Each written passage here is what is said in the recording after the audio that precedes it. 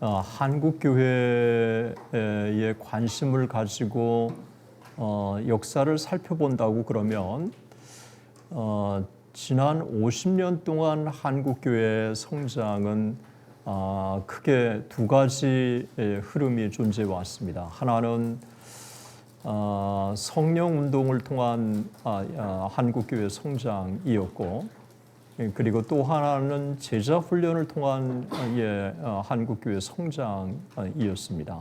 그러니까 1960년, 70년대에 한국 교회 성장을 견인한 것은 이 성령 운동이라고 할 수 있고, 조영기 목사님을 중심으로 한, 그리고 1980년대, 90년대의 한국 교회 성장을 견인한 것은 제자 훈련 운동이라고 여겼습니다. 그런데 이 성령 운동은 정말 성령의 역동성을 강조한 것은 사실이지만 이 성령 운동이 하나님의 말씀이 뒷받침되지 않았기 때문에 이 성령 운동이 주관주의로 흐르고 신비주의 운동으로 흐르고 은사주의 운동으로 흐르고 말았습니다. 네, 그리고 기복신앙이 한국 교회 안에 너무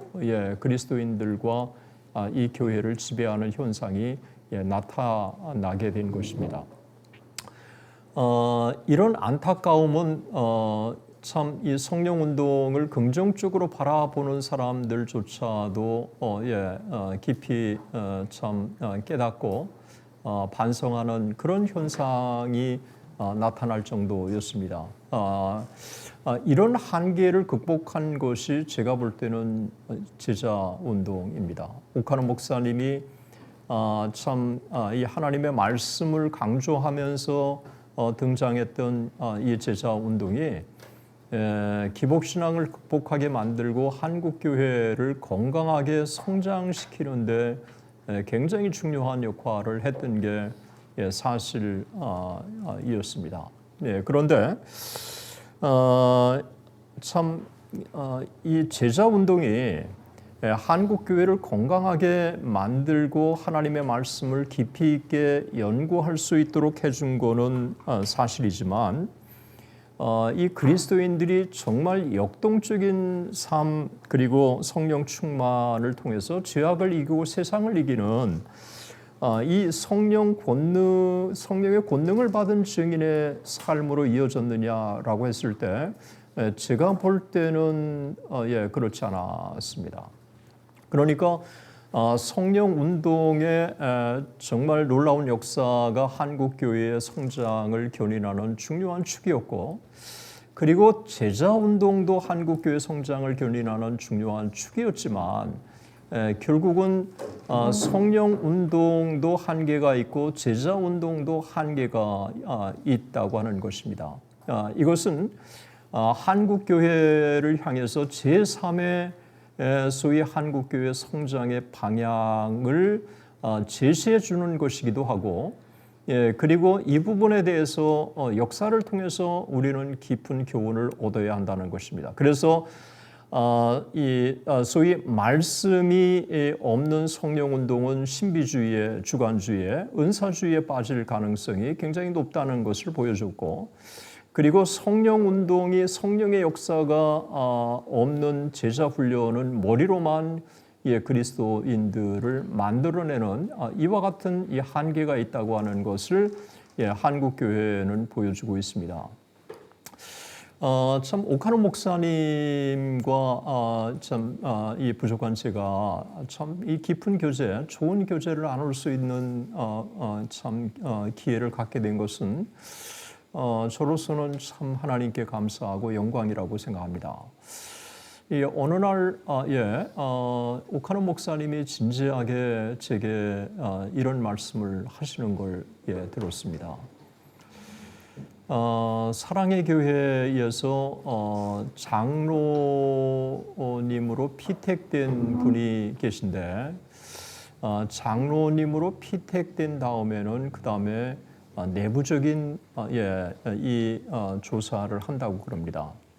그런데 내부적인 조사를 하는데 이 장로님이 그 순장의 중요한 직책을 맡은 또 이 여자분하고 뭔가 썸씽이 있다고 하는 사실을 발견했다는 거예요.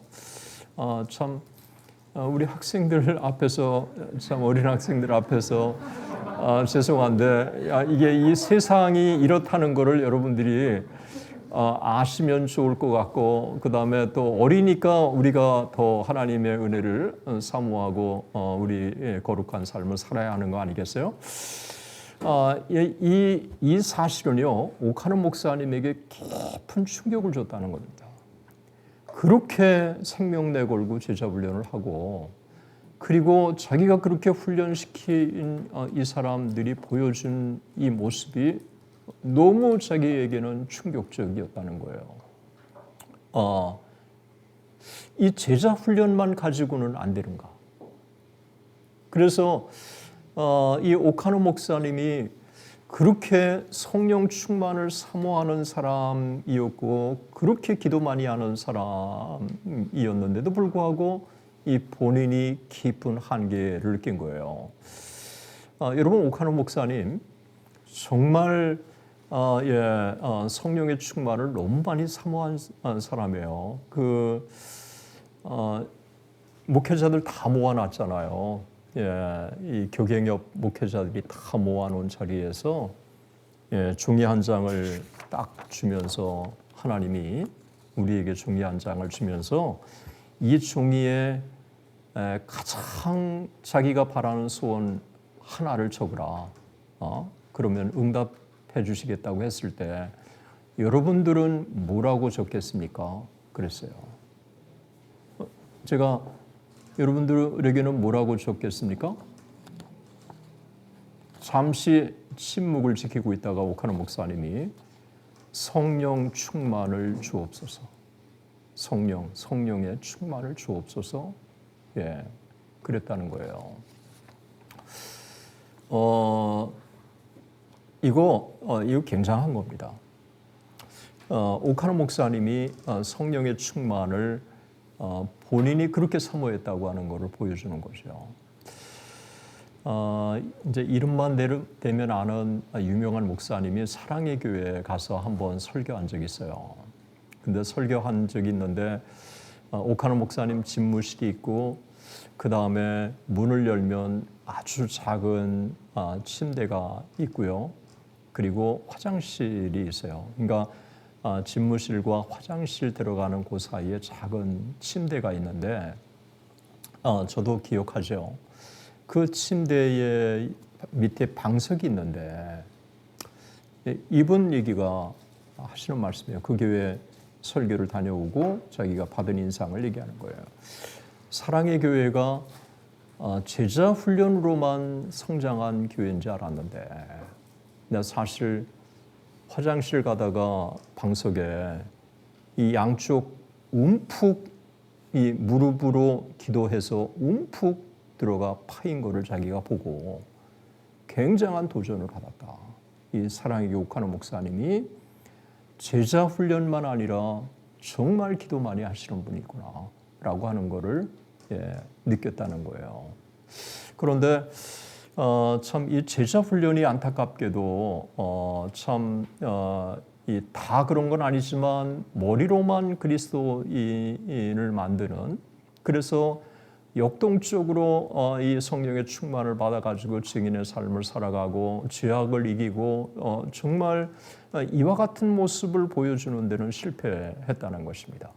그래서 성령운동과 제자운동은 우리들에게 아주 중요한 교훈을 안겨주는데, 성령운동과 제자운동은 같이 가야 한다.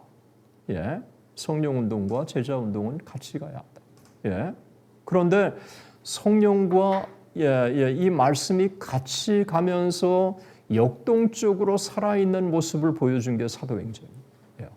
그러니까 제가 사도행전을 연구하면서 이 부분에 대한 게 너무 분명하게 나타난다고 하는 거예요. 그래서 사도행전에 참 사도행전은 말씀과 성령이 함께 갔다고 하는 것입니다.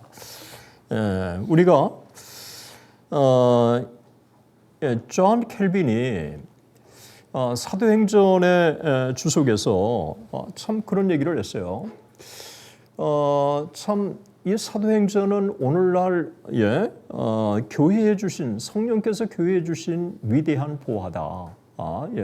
이거를 존 크리스토스톰도 일찍이 발견했어요. 그러니까 이 사도행전에 참 우리가 귀를 기울이고 또 사도행전에 말씀하는 교회의 모습이 뭔가를 우리들에게 참 주시는 교훈이, 이 시대의 교훈이 뭔가를 우리는 다시 들어야 한다는 것입니다.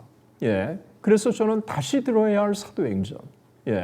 우리가 사도행전이 교회의 본질을 우리에게 가르쳐 준다고 그러면 우리가 사도행전에 귀를 기울이고 사도행전에서 말씀하고 있는 이와 같은 참 이 성령의 역사에 우리가 더 깊이 주목할 필요가 있습니다.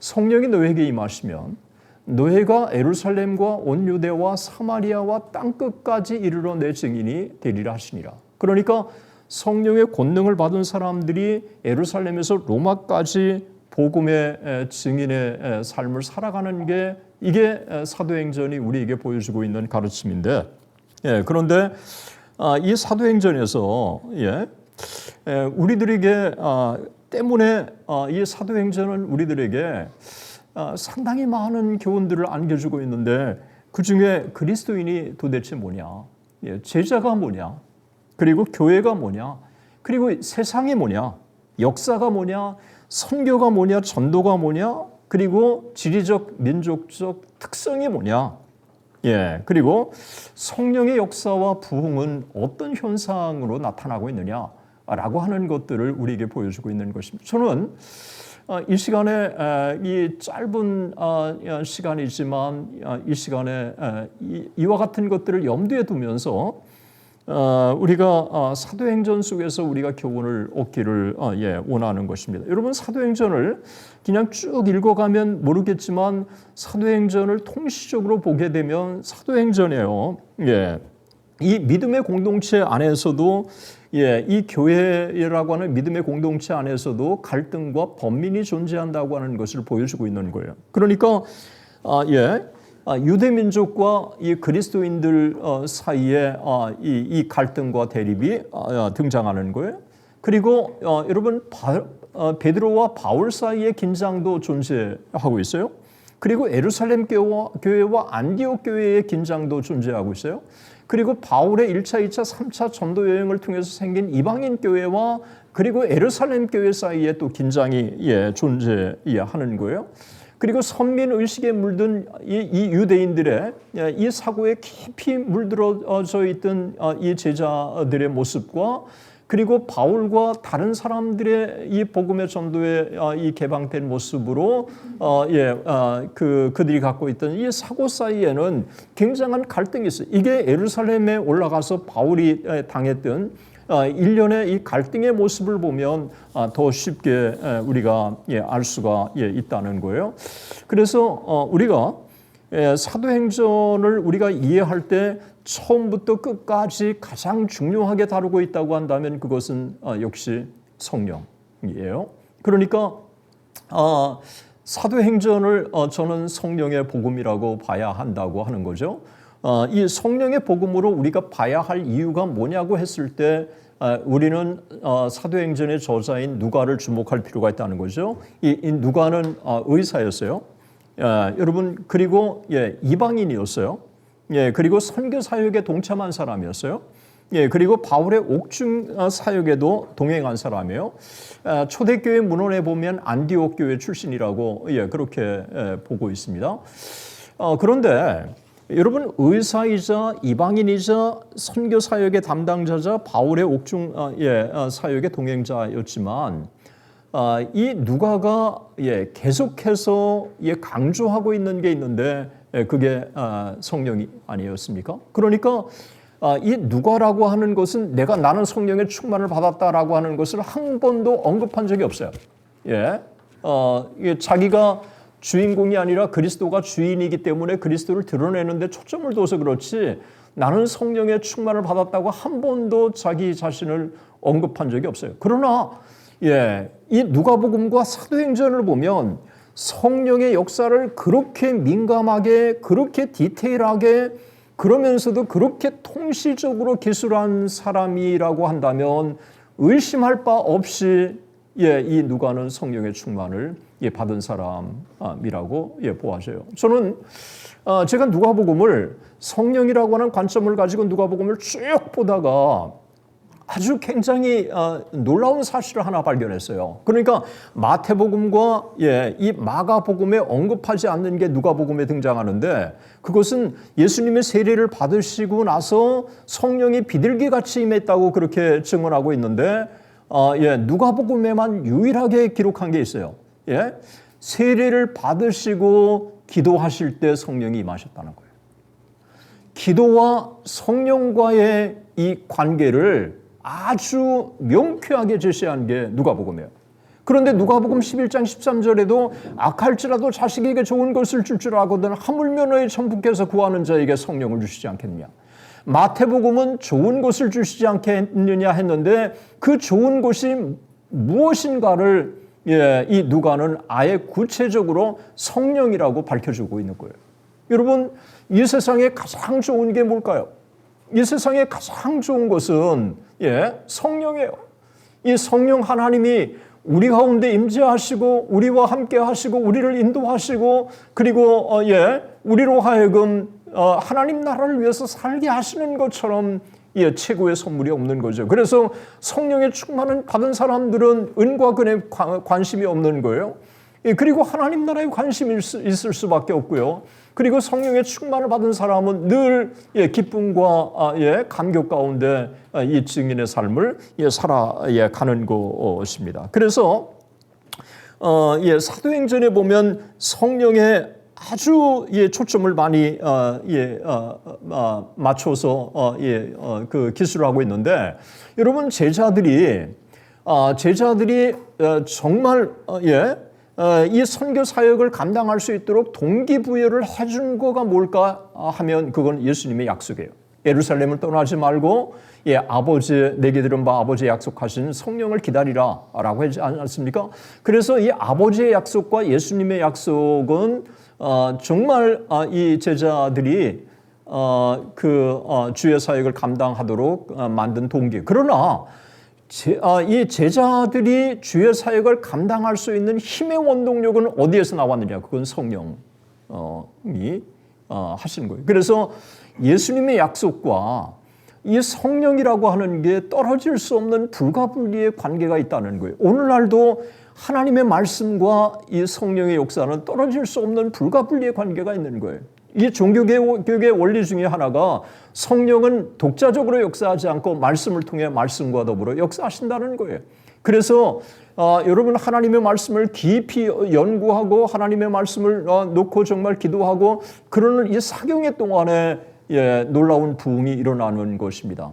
여러분들이 요한복음을 암송하고 성경을 암송하고 이렇게 하는 거는 너무 잘하는 것이. 왜냐하면 성령께서 말씀을 통해 말씀과 더불어 역사하기 때문에 그렇습니다. 그래서 우리가 참 이 성령의 충만을 받은 이 사람들이 예루살렘에서 이제 로마까지 하나님의 복음의 증인의 사명을 감당하는 거죠. 그런데 복음 전파와 성령 충만은 떨어질 수 없는 불가분리의 관계가 있다는 거예요. 복음이 능력 있게 전해지는 곳마다 성령 충만한 제자들이 있었고요. 성령 충만한 사도들이 있었고 성령 충만한 사람들이 있었어요. 성령 충만한 사람들은 반드시 증인의 삶으로 또 살도록 그렇게 이어지도록 그렇게 되어 있어요. 그래서 성령 충만한 사람이 예루살렘에서 온 유대 사마리아와 땅끝까지 이르러 이 증인의 삶을 살아가는 것이 우리가 사도행전이라고 했을 때 결국은 예루살렘에서 로마까지의 복음의 전도 계획을 인도하시는 분이 성령 하나님이라고 하는 것을 누가는 자연스럽게 드러낸 것입니다. 그래서 성령이 하나님이 사도행전의 주제라고 하는 거예요. 그런데요, 여기까지는 아마 여러분들이 뭐 많이 들었고 또 성경을 읽었으니까 아셨을 겁니다. 그런데 의사 누가는 성령에 대해서 구체적으로 성령의 부으심에 대해서 초점을 맞추고 있다는 거예요. 성령의 부으심에 대해서 초점을 맞추고 있습니다. 사도행전 2장의 오순절 성령 강림을 얘기하면서 2장 33절에 너의 보고 듣는 이것을 부어주셨느니라. 오순절의 성령 강림의 역사를 한마디로 성령의 부으심이라고 표현을 하고 있는 거예요. 사마리아에 나타난 성령의 역사도 성령의 부으심이고요. 그리고 가이사라 고넬료 가정에서도 10장 44절과 45절에 보면 성령의 부으심이에요. 에베소서 19장에 등장하는 이것도 성령의 부으심이에요. 그러니까 이 성령의 부으심이라고 하는 것은 사도행전을 이해하는 중요한 열쇠라는 거예요. 제가 성령의 복음에서 강조하고 있는 부분이 바로 이 부분이에요. 이 성령의 부으심은요, 구약에 한 번도 없었어요. 그리고 이 성령의 부으심은 신약에도 없었어요. 이 성령의 부으심은 예수 그리스도 시대에도 없었어요. 이 성령의 부으심은 언제만 있었느냐? 성령의 부으심은 오직 마가 다락방에 처음으로 일어난 일이었어요. 예수님이 승천하시고 나서 10일 후에 일어난 사건이었어요. 그래서 이 성령의 부으심에 대한 것들을 어원적으로 그리고 구약의 배경 속에서 신약의 배경 속에서 그리고 사도행전의 배경 속에서 이 성령의 부으심을 바로 이 시대에 제대로 이해하는 게 제가 볼 때는 정말 이 시대에 교회가 추구해야 할 가장 소중한 가치가 무엇인지, 그리고 그리스도인들이 추구해야 할 가장 소중한 가치가 무엇인지 하는 것들을 우리가 깊이 배울 수 있다고 여겨지는 것입니다. 그래서 사도행전은 단순한 성령의 역사가 아니라 성령의 부으심에 대한 약속이 어떻게 성취가 시작돼서 성취가 반복돼 가서 이 성취를 통해서 하나님 나라가 확장돼 가고 있는가를 보여주고 있는 거예요. 그래서 사도행전은 진행형으로 끝날 수밖에 없는 거예요. 왜냐하면 성령의 역사는 오늘날도 계속되기 때문에 그렇다고 하는 것입니다.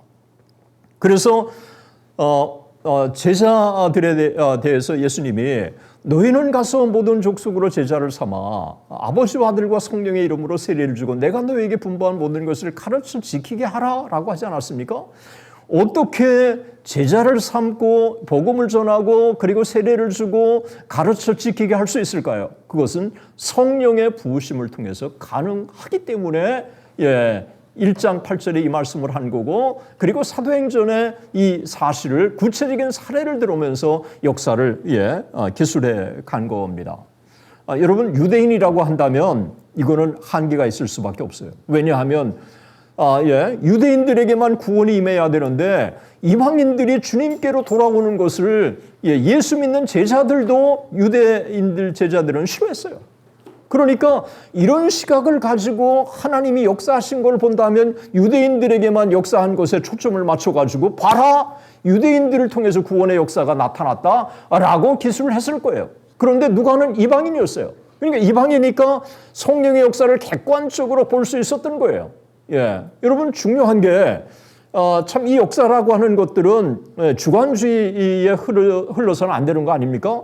그런데 교파주의에 얽매여 가지고 한국 교회사를 쓰는 게 교파주의의 역사를 쓰는 사람들이 너무너무 많아요. 저도 사실은 그걸 넘어서려고 하지만 그 한계를 저도 깊이 인정할 수밖에 없어요. 은근히 그냥 예장합동을 좀 드러내고, 뭐 은근히 또 다른 학교 중에서 총신을 좀 드러내고, 기회가 되면 또 나도 한몫을 했다고 드러내고, 이게 사람들이기 때문에 그래요. 그러니까 이방인으로 하여금 사도행전을 기술하게 하는 게 하나님의 깊으신 섭리가 있다는 것입니다. 참 성경의 기록 자체도 놀랍지만 이 성경의 이 기록이 어떤 의미가 있는가를 이렇게 우리가 함께 같이 배워간다면 참 이 하나님의 역사하심, 이 섭리 이런 것들이 우리가 얼마나 참 대단하고 놀라운가라고 하는 것을 우리가 읽어갈 수가 있는 것입니다. 그래서 이 성령의 부으심의 역사가 처음부터 끝까지 점철되기 때문에 아터 피어스는 사도행전을 성령 행전이라고 하자 라고 그가 이야기를 해서 아주 유명한 얘기예요. 그런데 1920년대에 제가 자료를 찾아보니까 프린스턴의 신학자 어드만도 피어슨이 얘기하는 게 맞다. 나도 사도행전을 깊이 살펴보니까 이거는 성령의 역사였다. 그래서 성령의 행전이라고 부르는 게 맞다라고 하는 거예요.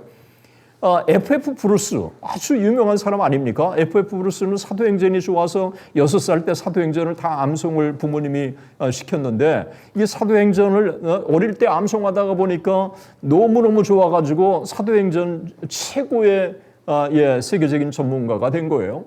그러니까 참 이 사도행전의 최고의 전문가였던 F.F. 브루스가 사도행전을 자기도 연구해 보니까 사도행전을 성령 행전이라고 부르는 게 맞다라고 그렇게 자기도 동의했습니다. 이제 제가 성령 행전이라고 하는 거로 제목을 이게 책 제목을 잡았다가 마치 다른 사람 따라하는 것 같은 생각이 좀 들기도 하고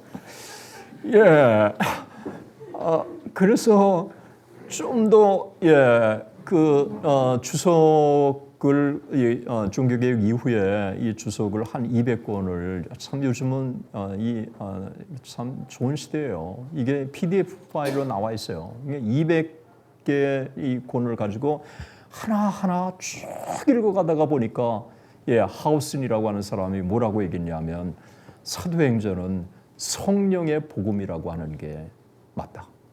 The Gospel of the Holy Spirit. 성령의 복음.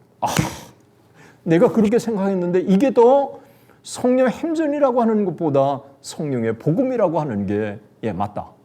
왜냐하면 예수 그리스도의 복음, 그리스도의 복음과 대비돼서 성령의 복음이라고 하는 게 더 이 사도행전의 원문을 살리는 것이고 사도행전의 놀라운 역사를 살리는 것이다.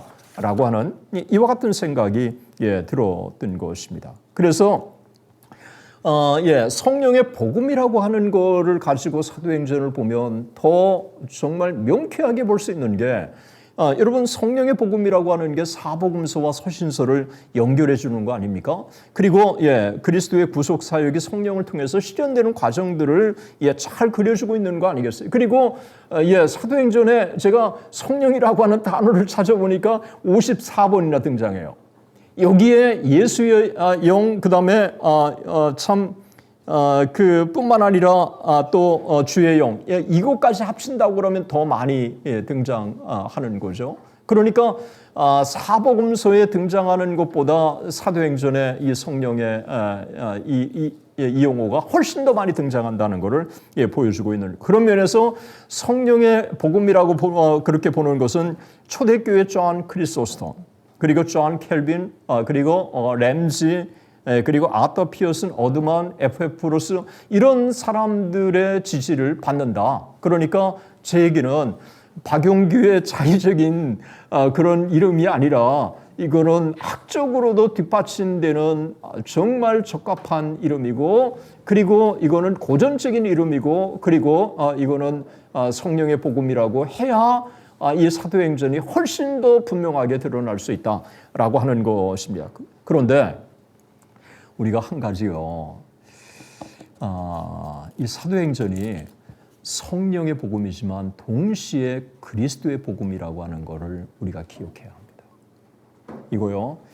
사도행전에 성령을 통해서 계속해서 드러내는 분은 예수 그리스도예요. 예수 그리스도에게 초점을 두도록 그렇게 했어요. 그리고 예수 그리스도의 진정한 제자가 되도록 그렇게 우리를 인도하고 도전을 주고 있는 것입니다. 그래서 우리가 사도행전을 볼 때 사도행전은 분명히 성령의 복음이다. 그러나 그 성령이 드러나게 하시는 분은 예수 그리스도다라고 하는 것입니다. 그래서 우리가 이 땅에 참 구속사역을 이루어 가신 예수 그리스도, 그분이 주가 되시도록 우리에게 안내자가 되시는 그분이 성령 하나님이라고 하는 것을 우리에게 보여주고 있습니다. 이 시간에 제가 사실 KR 집회와는 좀 차별화된 걸로 제가 좀 여러분들과 나누고 싶은 게 있습니다. 이거요, 조나단 에드워즈가 참된 성령인지 거짓 이게 영인지, 위장된 성령을 가장한 사탄의 역사인지 어떻게 구분할 수 있느냐. 참된 성령이 임하시면 5가지의 특징이 등장한다는 거예요. 이거 굉장히 중요한 것입니다. 이게 세계복음사를 이해할 때 여러분들 이 부분을 이해하게 되면 세계복음사를 이해하는데 훨씬 더 실감나고 또 참 깊이 있게 이해할 수 있고 또 분별력을 가질 수 있어요. 그 5가지가 뭐냐? 참된 성령은 참된 성령이 임하면 첫 번째 그리스도를 높인다는 거예요. 그리스도를 높인다는 거예요. 여러분, 성령 충만을 받았다고 그러면서 자기 자신 자기 자랑이나 하고 이거요 가짜입니다. 정말 성령의 충만을 받으면 그리스도만 높여도 모자랄 정도로 그리스도를 높이게 돼 있어요. 왜냐하면 성령은 그리스도의 영이시기 때문에 그래요. 그래서 참된 성령이 임하면 그리스도를 높이도록 돼 있어요. 두 번째, 참된 성령이 임하면 성경의 권위를 높이도록 돼 있어요.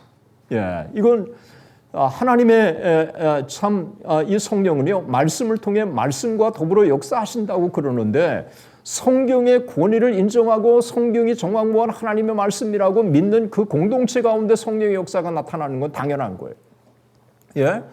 초대교회도 사도들이 주님의 약속을 액면 그대로 하나님의 말씀으로 믿고 기다리지 않았습니다. 그래서 두 번째 표식이 뭐냐? 참된 성령이 임하면 성경의 권위를 인정하고 또 성경을 하나님의 말씀으로 높인다는 거예요. 세 번째, 참된 성령이 임하면 우리로 하여금 죄를 짓게 만드는 사탄의 왕국에 맞서서 싸운다는 거예요. 여러분, 성령의 오순절 성령 강림이 임하기 전에 베드로가 얼마나 겁나는 사람이었어요. 자기 목숨을 구원하는 사람이 아니었습니까? 그리고 현상만 보고 변화산에서 여기 움막셋을 짓자고 제안한 거잖아요. 예수님 뭐라 그랬습니까? 사탄아 물러가라 그랬잖아요. 인간적인 생각으로 계산을 딱 하는 베드로였던 그가 어떻게 바뀌었습니까? 내가 하나님의 말씀을 듣는 게 옳은가? 사람의 말을 듣는 게 옳은가? 너희가 판단하라. 죽음 앞에서도 자기의 목숨을 구걸하지 않았어요. 오히려 용기 있게 사탄에 맞섰어요. 아나니와 삽비라, 너희가 어찌하여 성령을 속였느냐? 사람을 속인 게 아니라 하나님을 속인 것이다. 라고 담대하게 이야기하지 않습니까? 참된 성령은 사탄의 왕국에 맞서서 싸우는 것입니다. 때문에 참 이 부분에 대해서 우리가 성령의 충만을 받게 되면 담대함을 갖게 되고 또 세상의 불의에 대해서도 우리가 용기를 갖게 되는 것입니다. 네 번째, 참된 성령은 진리의 영으로 역사한다는 거예요. 여러분, 참된 성령이 임하게 되면 말씀을 사모하게 되고 진리를 사모하게 되고 진리를 따라 살고 싶고 또 진리에 대해서 나누고 싶고 이 진리의 영으로 역사하는 거예요. 이 부분에 대해서 우리가 또 귀를 기울여야 할 거라고 얘기해요. 나중에 한번 기회가 되면 이 진리의 영으로 역사하실 때 어떤 역사가 나타나는지 하는 이 부분들을 한번 주목해 우리가 살펴보려고 합니다. 다섯 번째로 성령이 임하시면 사랑의 영으로 역사하신다는 거예요. 이 성령이 참된 성령이 임하면요 사랑의 영으로 역사하셔서 하나님을 사랑하고 그리고 인간을 사랑하도록 되어 있다고 했어요. 제가 손양월 목사님 말씀을 좀 드리지 않았습니까? 그 손양월 목사님이 어떻게 자기 두 아들 동인과 동신을 죽인 사람을 자기의 친아들로 삼을 수 있겠어요? 손양월 목사님이 성령 충만했기 때문에 가능한 거예요. 어떻게 스데반이 자기를 죽이는 사람들 용서해달라고 주님처럼 할 수 있겠어요? 그거는 스데반이 성령 충만했기 때문에 가능한 거예요. 예수님이 자기를 죽이는 이 로마 병정을 용서해달라고 하나님 앞에 그렇게 간구할 수 있었던 것도 예수님이 성령 충만을 받았기 때문에 가능한 거예요. 그래서 우리가 인간이기 때문에 인간은요 이 복수심에 불타는 겁니다. 그래서 나에게 뭐 하나 주목이 오면 그냥 주목으로 갈기는 거예요. 그러나 성령의 충만을 받게 되면 보복이 아니라 주님의 사랑으로 원수까지 사랑할 수 있는 거죠. 그래서 원수를 사랑하라라고 하는 게 가능한 거예요. 인간의 힘으로는 가능할 수 없지만 성령께서 우리 가운데 역사하시면 가능하다는 거예요. 이게 이 참된 성령이 우리 가운데 임하시면 나타나는 현상이라고 하는 것입니다.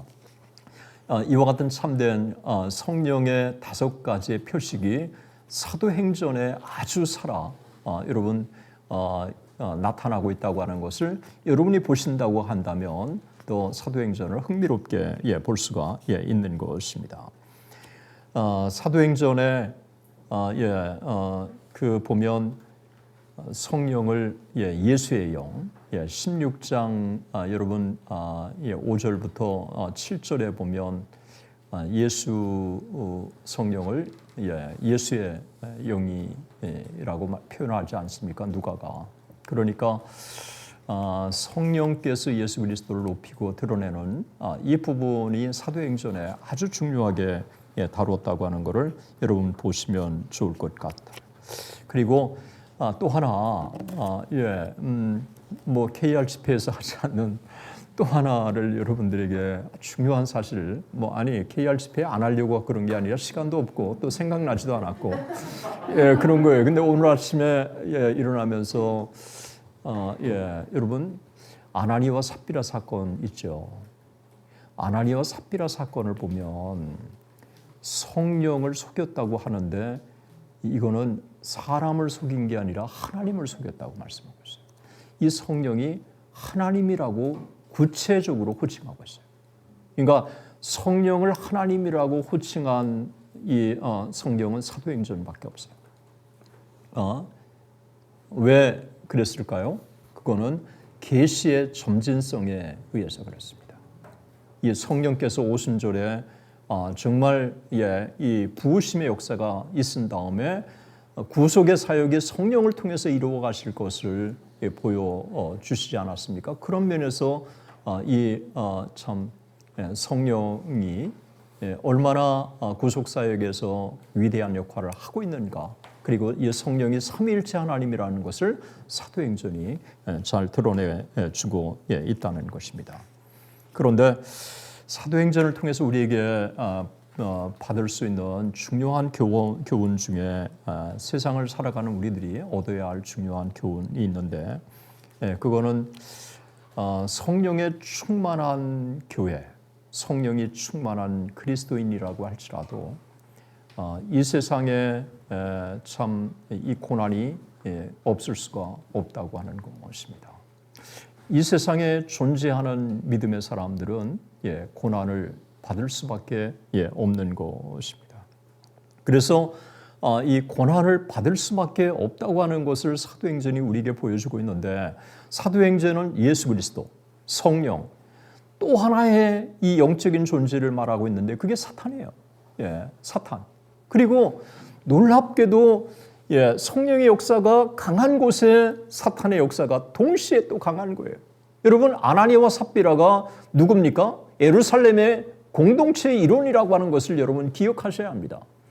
그리고 오순절 성령 강림을 받은 공동체의 일원이었다고 하는 것을 여러분 기억하셔야 합니다. 그것은 성령 충만한 공동체 가운데서도 사탄의 역사가 존재한다고 하는 것을 보여주고 있는 것 때문에 이 땅의 교회는 영적인 전투가 끊임없이 있을 수밖에 없는 거예요. 예. 그래서 이 땅의 교회는 전투적인 밀리턴트 철치일 수밖에 없는 것입니다. 예. 이 땅의 교회들. 그런데 그리스도인들은 이 영적인 전투에서 두려워할 필요가 없어요. 영적인 전투를 만나지만 성령께서 우리로 하여금 이기게 하신다는 거예요. 여러분, 고난이 없는 게 중요한 게 아니라 고난이 와도 성령의 능력으로 이기는 게 정말 이게 성령적인 승리고 이것이 바로 그리스도인들이 이 땅에 두려워해서는 안 될 이유예요. 그 성령이 우리 가운데 임하시면 죄악을 이길 수 있고 성령이 우리 가운데 임하시면 사탄도 능히 이길 수 있고 성령이 우리 가운데 임하시면 우리가 이 세상의 고난도 극복할 수 있다는 거예요. 그래서 믿음의 사람들은 어떻게 하나님 앞에 기도해야 될 것인가? 고난이 없게 해주십시오라고 하는 기도가 아니라 하나님, 고난이 우리에게 임한다고 할지라도 그 고난을 이길 수 있게 해주십시오라고 하는 게 이게 믿음의 사람들의 기도라고 하는 것입니다. 때문에 믿음의 사람들은 하나님 앞에 이 땅에 살아갈 때 여러분 정말 고난 가운데 있을지라도 우리가 믿음으로 이 고난을 이겨낼 수 있도록 해달라고 하나님 앞에 기도하는 거예요. 죄송해요. 제가 2009년에 이제 대장암 수술을 받았습니다. 그리고 2010년 1월에 폐암 수술을 제가 이제 받았어요. 그래서 이 폐암과 대장암 수술을 이제 받아서 10년이 지났기 때문에 이젠 암에서 어느 정도 자유함이 있다. 그렇게 이제 주치의가 얘기를 했어요.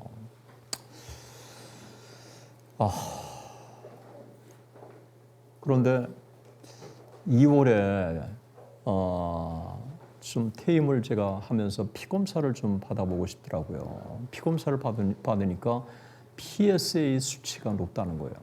PSA 수치가 4 정도가 정상인데 5.14가 나왔다는 거예요.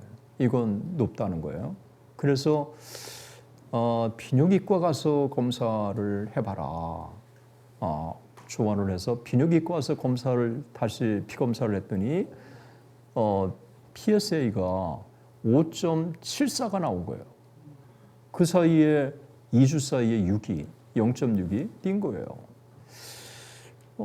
그런데 제가 불가피하게 또 제가 외국에 출타할 기회가 있어서 출타해서 외국에 가서 검사를 또 해보니까 2주 후에 검사하니까 또 이게 0.6이 뛴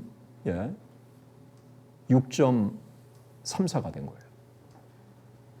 그래 MRI를 찍고 조직 검사를 했는데 전립선 암 진단을 받은 거예요. 전립선 암 진단을 받고 참 저한테는 굉장한 충격이었어요. 아니 암이 2번이면 괜찮은데 또 하나님이 여기 또 하나 이 암을 더해 주셔야 합니까? 참 저로서는 굉장한 이 아픔이고 충격이었어요. 처음 2개의 암의 진단을 받고 와는 또 다른 이 성격이 이게 다가오는 거였어요. 그런데 퇴임하고 나서 좀 자유함을 갖고 퇴임하고 나서 좀 더 좀 여유 있게 참 그동안에 못한 것도 좀 해보고 골프도 한 번도 못 쳐봤는데 또 뭐 골프도 이 골프에 대한 욕심은 없지만 여튼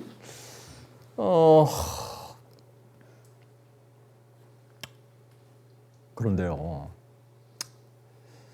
한편으로는 참 그 마음 아프지만 또 한편으로는 퇴임 후에 느슨하지 않고 하나님과 더 가까이 가도록 이 영적인 환경을 만들어 주시는 게 너무 하나님께 감사했고, 또 폐암과 대장암이 재발되면 그거 인생이 끝나는 건데, 전립선 암은 암 중에서도 순한 암을 주셔서, 그것도 또 초기에 또 주셔서, 그것도 얼마나 또 하나님께 감사한지. 그래서 사실 제가 전립선 암 그 시술을 받기 전에 좀 여러분들과 함께 만남을 생각을 했다가 시술을 받은 후에 이거 그 전에 했던 그 생각들이 흐려져서는 안 되겠다.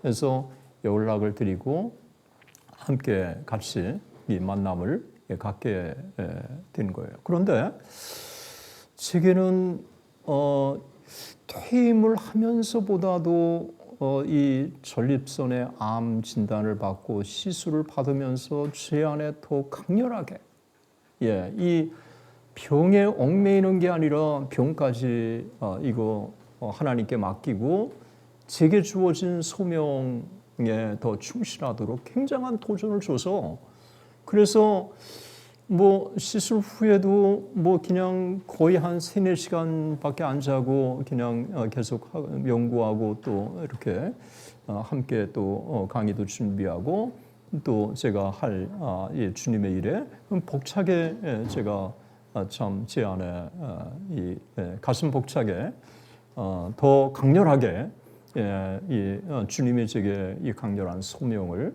주시는 게 느껴졌습니다.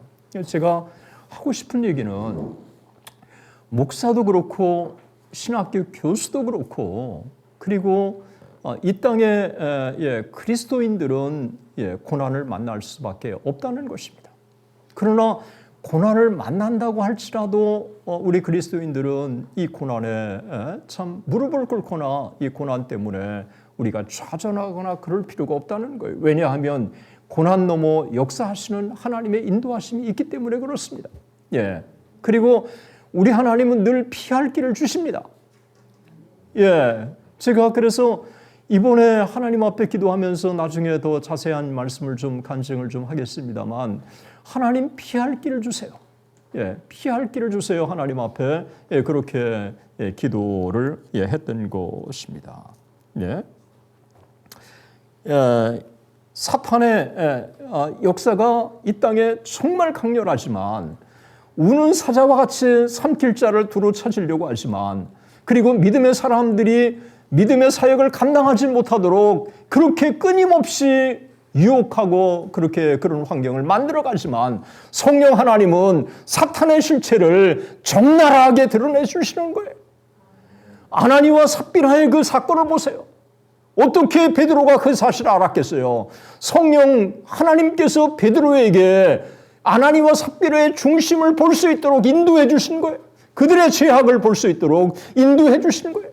그리고 예루살렘 공동체 가운데 이 사탄이 선동해가지고 기독교인들을 박해하는 그 박해도 아셨기 때문에 하나님의 말을 듣는 게 옳은가 사람의 말을 듣는 게 옳은가 너희가 판단하라 라고 담대하게 외칠 수가 있었던 것입니다. 그리고 참 헬라 파집사와 히브리 파집사 사이에 이 갈등이 생기면서 이 구제의 문제를 두고 예루살렘 교회가 깨질 때 성령 하나님께서 지혜를 주셔서 사도들이 말씀과 기도에 전무하도록 하고 그 다음에 구제의 문제를 7사람에게 선출해서 맡기도록 한 것도 하나하나의 진행 과정에 보면 사탄의 역사가 정말 예루살렘 교회를 파괴하려고 공동체를 파괴하려고 했지만 성령 하나님께서는 그때마다 제자들과 예루살렘 교회 역사하셔서 오히려 그런 위기가 복음 전파의 계기가 되고 든든하게 교회가 세워져가는 이와 같은 역사를 이루어 가신다는 것입니다. 초대교회 여러분 참 기독교를 박해하는 역사가 참 많았습니다. 그리고 영지주의, 나스티시즘, 몬타니즘, 유티키스, 그 다음에 참 이 단성론, 정말 수많은 이단들이 등장했지만 그 이단들이 정통교회를 정립할 수 있도록 오히려 그런 계기로 하나님이 역사해 주셨다는 거예요. 그래서 이 이단 앞에 이 교리가 바르게 정착할 수 있도록 인도해 주시고 또 사도신경이 보여주는 것처럼 또 정경 형성이 촉진되게 하시고 또 교회의 이 박해나 이단들에 맞서서 창구 역할을 할 수 있는 결국은 감독 이 교회 지도자들을 세우는 이런 같은 역할을 하나님이 해 주시는 것입니다. 때문에 이 땅에 여러분들이 정말 이럴 수 있을까 저럴 수 있을까라고 우리가 탄식할 수도 있지만 그러나 하나님께서 하시는 역사는 우리의 생각을 초월해서 역사하시기 때문에 우리가 그렇게 좌절하거나 절망할 필요는 없다고 하는 것입니다. 이 땅에 교회는 전투적인 교회, 그러나 그리스도의 고난에 동참하는 것처럼 영광스러운 게 없고 이 그리스도의 고난에 동참한다고 하는 것은 우리가 고난과 함께 우리가 참 영광과 함께 고난도 받아야 한다고 하는 이 바울의 가르침을 우리는 주목할 필요가 있습니다. 바울이 몸에 가시를 놓고 3번이나 기도했잖아요. 근데 이 3번의 기도에 하나님 뭐라고 응답하셨습니까? 주님이 네 은혜가 네게 족하다. 네 은혜가 네게 족하다. 그래서 바울로 하여금 가시의 문제에 얽매이지 않고 주님의 사역에 전념할 수 있도록 그렇게 만들어 주신 겁니다. 그래서 제 경험에는 여러분 참 이 거룩한 고민을 가지고 우리가 고민을 하지 않으면 고민이 없어지는 게 아니라 뭐 가정의 문제가 생겨가지고 가정의 문제가 또 고민거리가 생기는 거예요. 또 갑자기 또 이 애들 문제가 생겨가지고 또 이 고민이 생기는 거예요. 이왕 고민으로 가득할 바에야 거룩한 고민으로 가득하는 게 좋은 거예요. 이게 성경이 우리에게 가르쳐주고 있는 아주 중요한 교훈이라고 하는 것입니다. 교회가 우리가 그리스도인들이 성령을 의지해야 우리가 참 부흥을 경험할 수 있는데 여러분 참 부흥을 경험하게 되면 선교 지향적으로 바뀔 수밖에 없습니다. 왜 오순절 사건이 일어난 겁니까? 1장 8절의 선교적 사명을 감당하게 하기 위해서. 이게 오순절 사건이에요. 왜 사마리아에 오순절이 있습니까? 사마리아 사람들로 하여금 세계 복음화에 동참할 수 있도록 만들어 주신 거예요. 왜 가이사라에 오순절이 있었습니까? 고넬료로 하여금 세계 선교에 동참할 수 있도록 만들어 주신 거예요. 그러니까 참된 부흥이 임하면 참된 부흥은 뭐를 지향하도록요? 선교를 지향하도록 만들어 준 거예요. 참된 부흥이 임하면 선교 운동이 일어나는 것처럼 일어나요. 1차 대각성 운동에 인디안 선교가 일어나고 2차 대각성 운동에 서부 선교가 일어나고 해외 선교가 일어나고 평양 대북 운동 때 제주 선교를 비롯한 선교 운동이 일어나는 것도 마찬가지예요. 1970년대 대중 전도 운동이 일어나고 나서 한국이 젊은이들이 해외 선교로 나감으로써 한국이 제2의 선교 국가가 되지 않았습니까? 이 모든 것들이 이 부흥은 참된 부흥은 선교를 지향하도록 되어 있는 거예요. 그래서 참된 성령이 임하면 증인의 삶을 살아갈 수밖에 없는 게 성경이 우리에게 보여주고 있는 것입니다. 그리고 참된 성령이 부흥이 임하면 일치가 될 수밖에 없어요. 지역을 초월하고 인종을 초월하고 남녀를 초월하고 그리고 배경을 초월하고 그리고 교육을 초월해서 하나 되게 하시는 분이 성령이에요. 이 성령 우리가 한국 교회가 하나 되려면 어떻게 해야 되느냐? 부흥을 경험해야 돼요. 통일이 되려면 어떻게 해야 되느냐?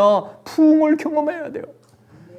부흥을 경험하면 북한의 사람들도 성령으로 하나 되게 하시고 남한의 사람들도 하나 되게 하시고 그래서 북한과 남한이 하나 될 수 있도록 인도해 주시는 거예요. 때문에 우리가 부흥을 놓고 하나님 앞에 기도해야 할 이유가 바로 여기에 있습니다. 여러분 참된 부흥이 임하면 변화가 나타날 수밖에 없습니다.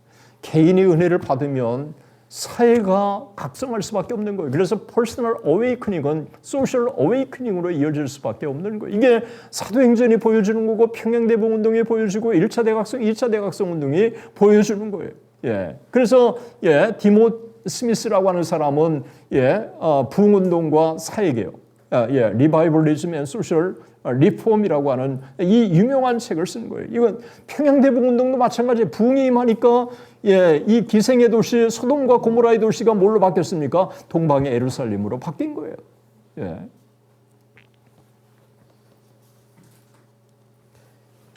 참된 부흥이 임하면 교회가 성장하고 그 다음에 다음 세대에 대한 비전이 일어날 수밖에 없습니다. 정말 다음 세대를 위한 참된 비전, 어떻게 우리가 이루어갈 수 있을까요? 사람의 자신의 동기에서 받은 비전은 각자 다를 수밖에 없어요. 그래서 갈등이 있을 수밖에 없어요. 그러나 성령께서 우리에게 주시는 비전은 너무도 다양하지만 통일성이 있어요. diversity in unity, unity in diversity 때문에 깨지지가 않는 것입니다. 사도행전에 이제 그러면 역사의 개관을 우리가 좀 보면 좋을 것 같습니다. 사도행전의 성령의 역사가 어떻게 이렇게 진행돼 가고 있는가가 사도행전은 1장에서 28장까지인데요. 1장에서 28장까지가 사실은 지리적으로 딱 보면 이렇게 7개로 나눠집니다. 예루살렘의 교회 태동, 그리고 예루살렘에서의 복음의 확장, 사마리아 온 유대와 사마리아에서 복음의 확장, 그리고 가이사라 안디옥으로의 복음의 확장, 그리고 소아시아, 그리고 마게도냐, 에게, 그리고 로마로의 복음의 확장인데요. 여러분들이 사도행전을 통시적으로 이 부분에 대한 윤곽을 잡는다면 사도행전을 깊이 있게 이해할 수 있습니다. 제가 오늘은 특별히 여기 공백으로 가져온 거는 읽었는지 안 읽었는지 뭐 그런 테스트 하기 위한 게 아니고 여러분들이 어떻게 하면 더 집중적으로 함께 한 마음으로 좀 이 사도행전 성령의 이 복음에 집중할 수 있는지 하는 거에 초점을 두고 이렇게 해봤습니다. 자, 예루살렘 교회의 태동은요, 1장 1절부터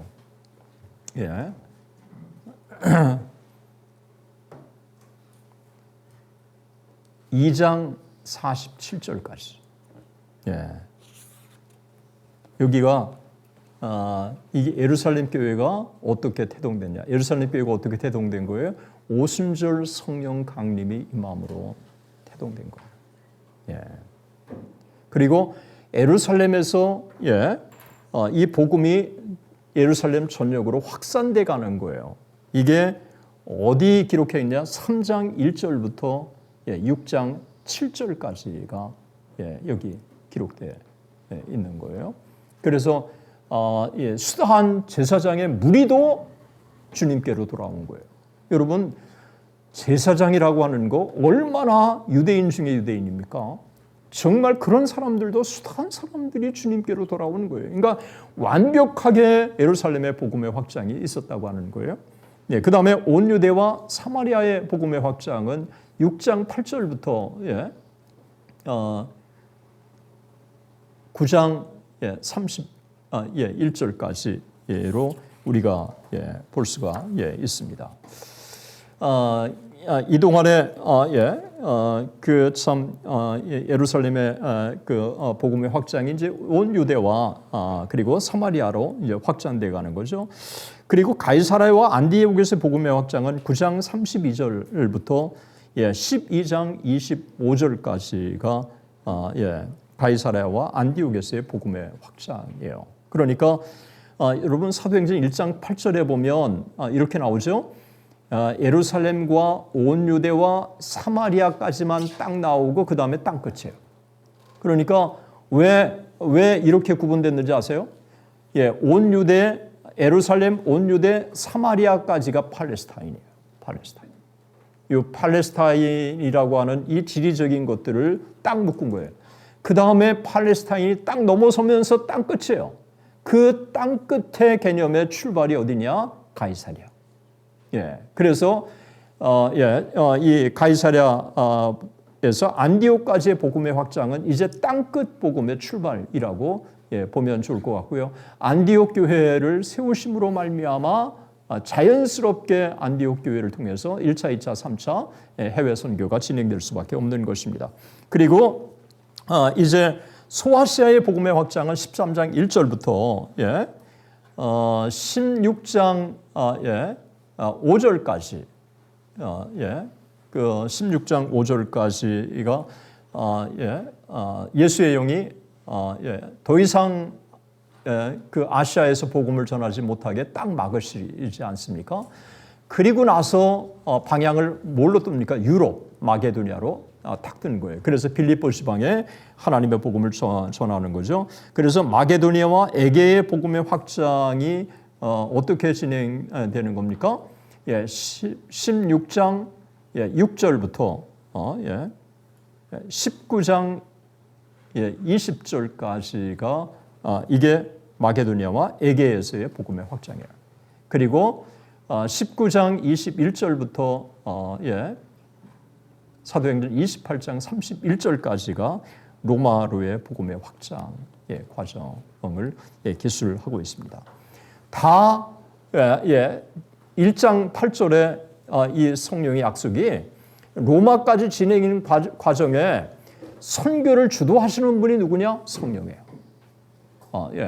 그러면 오늘날 교회는 어떻게 해야 합니까? 성령이 이끄시는 교회여야 하는 거죠. 그리고 그리스도인의 진정한 삶은 뭐냐? 성령이 이끄시는 삶을 살아가는 게 그리스도인의 삶이어야 한다는 것을 보여주고 있는 것입니다. 이제 마지막으로 아주 중요한 것을 여러분들과 함께 좀 나누고 이제 오늘 여러분들과의 나눔을 정리하려고 합니다. 왜 우리가 이렇게 사도행전에 관심을 가지고 살펴봐야 합니까? 그거는 사도행전이 참된 부흥이 무엇인가를 우리에게 가르쳐주고 있기 때문에 그렇습니다. 저는 부흥에 대해서 부흥이 무엇이냐라고 하는 것을 사도행전에서 찾아야 한다고 생각합니다.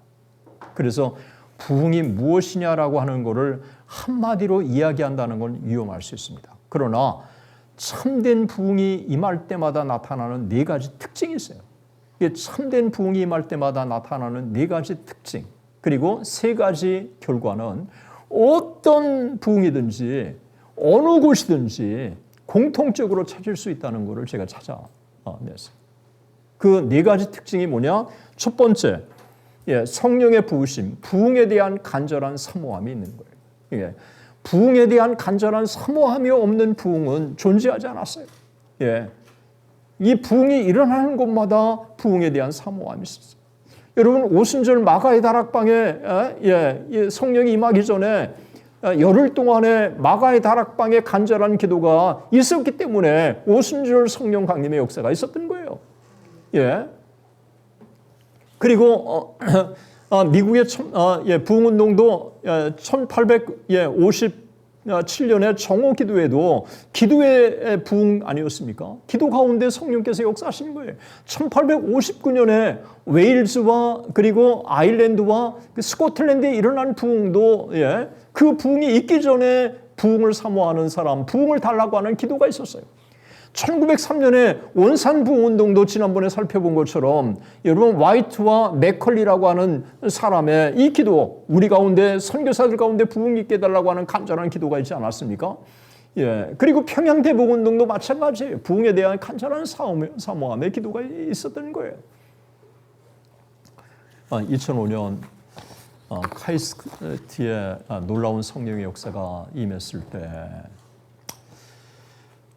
저는 참 이 강렬한 성령의 역사를 제 현장에서 볼 수 있는 기회가 있어서 너무 감사했고요. 그런데 제가 집회를 마치고 막 돌아올 때 전화가 왔더라고요. 그 전체 집회를 오가나이저한 박사과정의 사람이에요. 제게 박 교수님 오늘 사례비를 드리지 못해서 죄송하다고. 저는 사례비를 못 받은 것도 몰랐어요. 예. 그런데 참 지금도 제 평생에 잊혀지지 않아요. 사례를 드리는 게 결례가 될 것 같아서 드리지 않았습니다.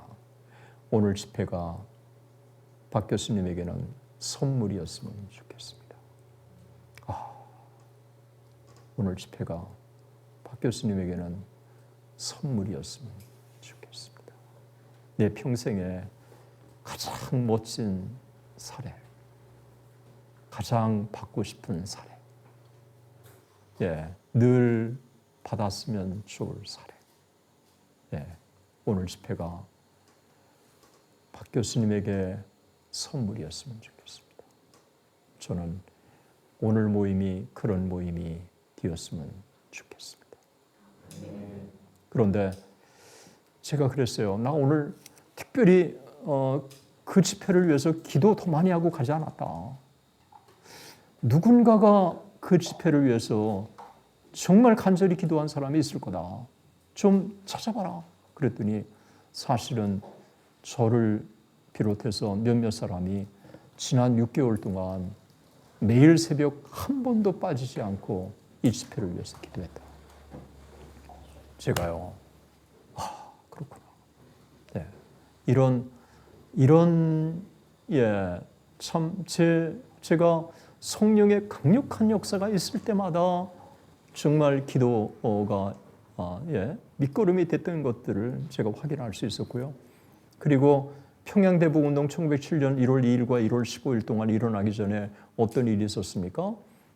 하워드 에그니 존스톤이 도전을 줘가지고 통성기도 얘기하지 않았습니까? 그래서 정오기도회가 있으면서 하나님 앞에 부흥을 달라고 간절히 기도하지 않았습니까? 3대 부흥이 임할 때마다 첫 번째 분명한 특징, 부흥과 성령의 부으심을 놓고 간절한 사모함의 기도가 있었다는 것입니다. 두 번째, 담대한 말씀의 선포가 있었습니다.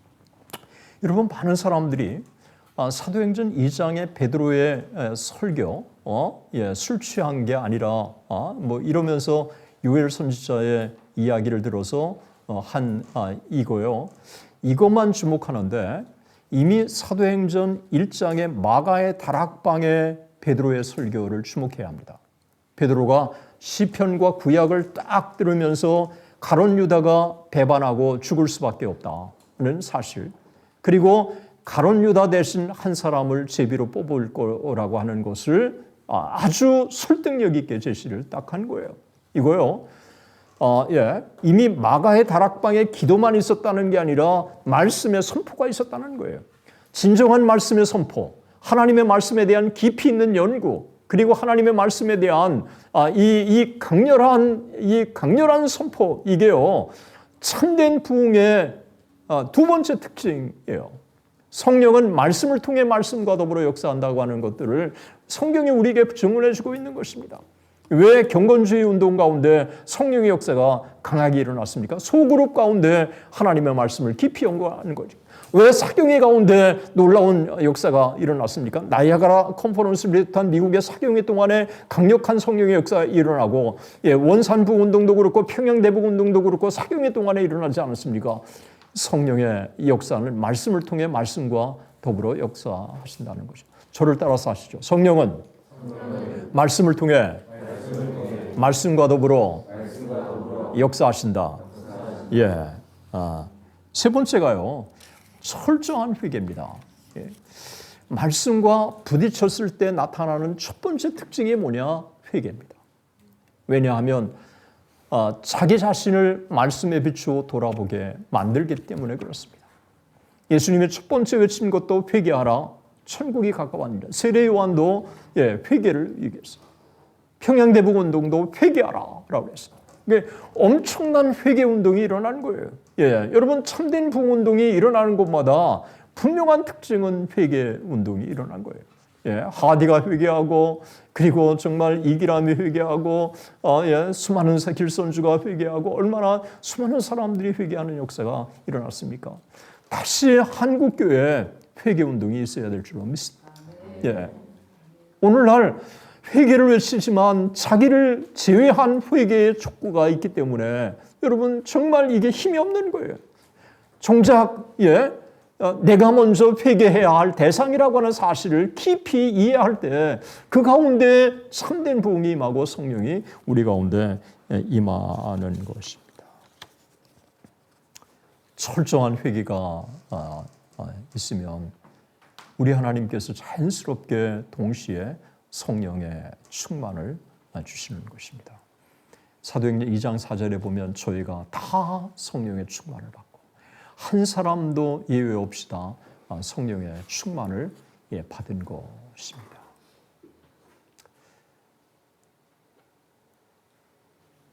평양대부운동 때도 1,500명이 모였지만 집으로 돌아가기를 원하는 사람들 돌아가라고 해서 600명이 돌아갔습니다.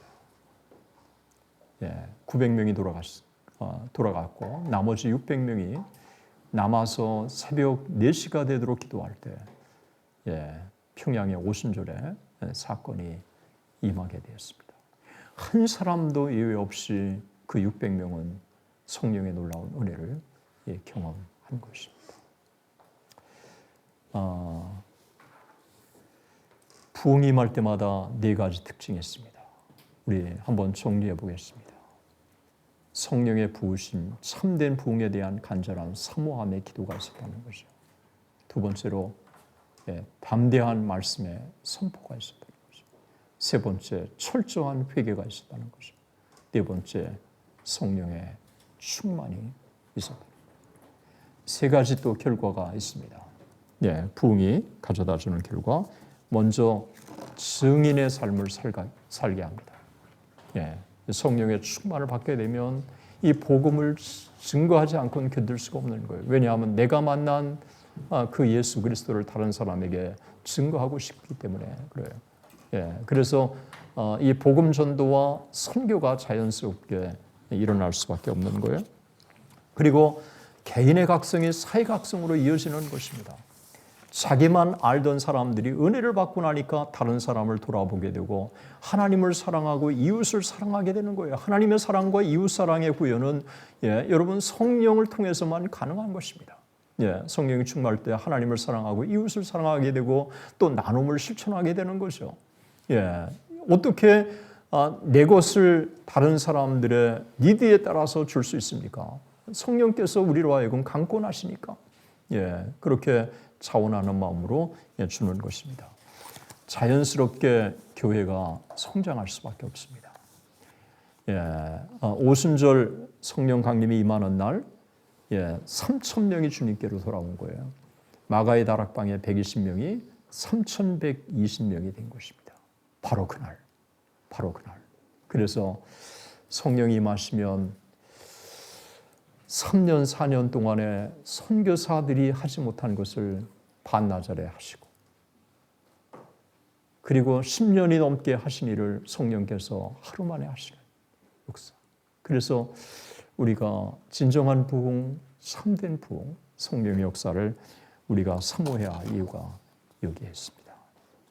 그래서 이거를 너무도 잘 알고 있었던 의사 누가는 누가복음 11장 13절에 악할지라도 자식에게 좋은 것을 줄 줄 알고 하물며 너의 천부께서 구하는 자에게 성령을 주시지 않겠느냐. 구하는 자에게 성령을 주신다고 하는 거예요. 여러분, 이 구하는 자에게 성령을 주신다고 하는 게 오순절만 얘기하는 거 아니에요. 이거요. 구하는 자에게 성령을 주신다고 하기 전에 천부께서 아버지와 아들의 관계가 정립된 사람이 하늘 아버지께 구하면 하늘 아버지가 성령을 주신다는 거예요. 이미 천부의 관계라고 하는 것은 아버지와 아들의 관계가 정립됐다고 하는 것은 예수를 믿는 사람들이 아버지 하나님께 구하면 아버지 하나님이 당신의 백성들에게 성령을 부어주신다고 하는 거예요.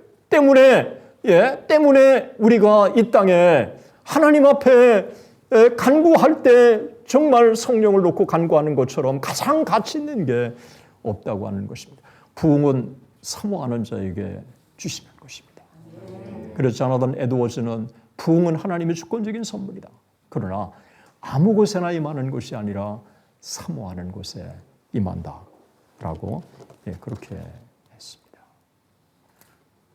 저는 이 땅에 하나님께서 1970년대, 80년대 부흥 이후에 거의 40년이 가도록 부흥이 일어나지 않았는데 저는 분명히 하나님은 부흥을 주시기를 원하신다고 믿습니다. 그런데 그와 같은 부흥은 분명히 네 가지 특징과 세 가지 결과가 있다고 한다면 우리가 그 중에 가장 중요한 출발이 참된 부흥과 성령의 이 부으심을 사모하는 정말 이 조나단 에드워즈가 얘기한 것처럼 기도의 콘서트, a concert of prayer, 기도 합주에 이거 정말 하나님께서 이런 기도의 그룹들을 전 세계에 모아주셔서 정말 하나님 앞에 부흥을 달라고 기도한다면 우리 하나님께서 하늘문을 여시고 이 땅에 놀라운 부흥을 허락해 주신다고 하는 것입니다. 저는 이와 같은 은혜가 우리 모두에게 있기를 소망하고 또 여러분이 섬기는 교회가 그런 도구가 되었으면 좋겠고요. 또 여러분 한 사람 한 사람들이 부흥의 도구가 되었으면 좋겠고요. 그리고 이런 은혜를 경험한다고 한다면 하나님께서 그런 교회와 그런 사람들을 롤 모델로 사용하셔서 하나님 나라가 확장되고 또 존귀하게 사용하시고 또 하나님이 영광을 받으시고